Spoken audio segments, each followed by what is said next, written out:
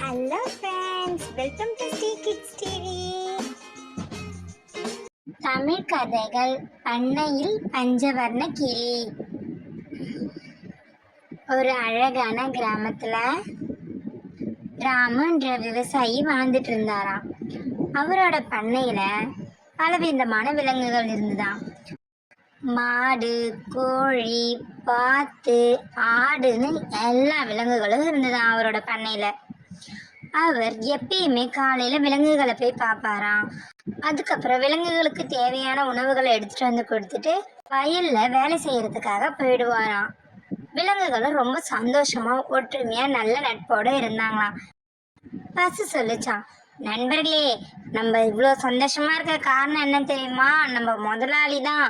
அவரு நம்ம ரொம்ப நல்லா பாத்துக்கிறாருல. ஆமா ஆமா, அதனாலதான் நம்ம எல்லாம் இவ்வளவு சந்தோஷமா இருக்கிறோம் அப்படின்னு சொன்னாங்களாம்.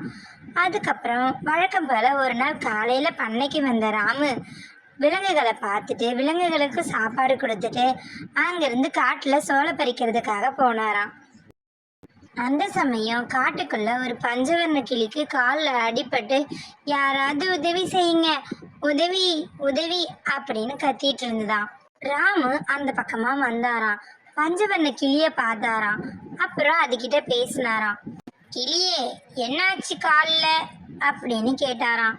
அதுக்கு கிளியோ, என் காலில் அடிபட்டுடுச்சு, எனக்கு உதவி செய்யுங்க அப்படின்னு சொல்லிச்சான்.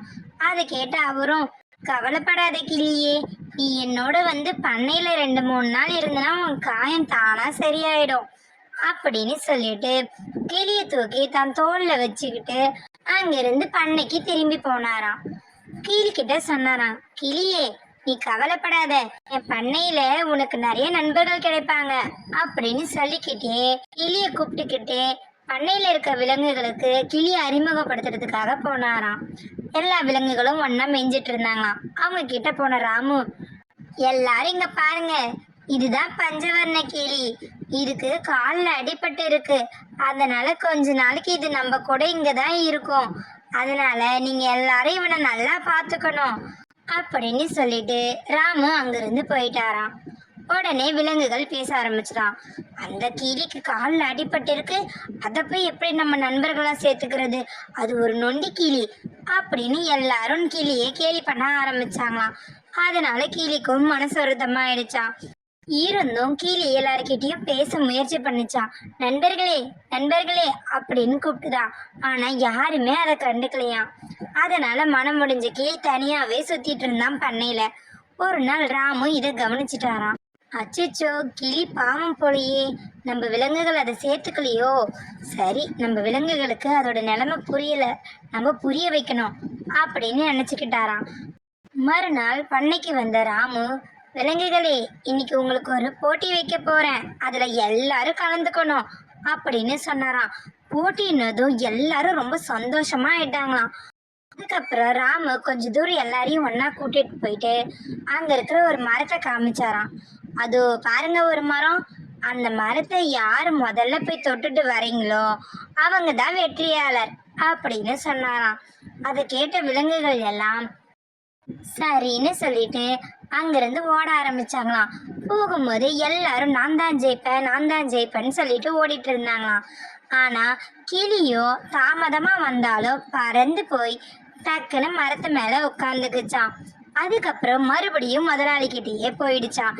இதை பார்த்த மற்ற விலங்குகள் ரொம்பவே அதிர்ச்சி ஆயிட்டாங்களாம். மற்ற விலங்குகளும் போட்டி நடந்த இடத்துக்கு வந்தாங்களாம். வந்து கிளிக்கிட்ட பேச ஆரம்பிச்சாங்களாம்.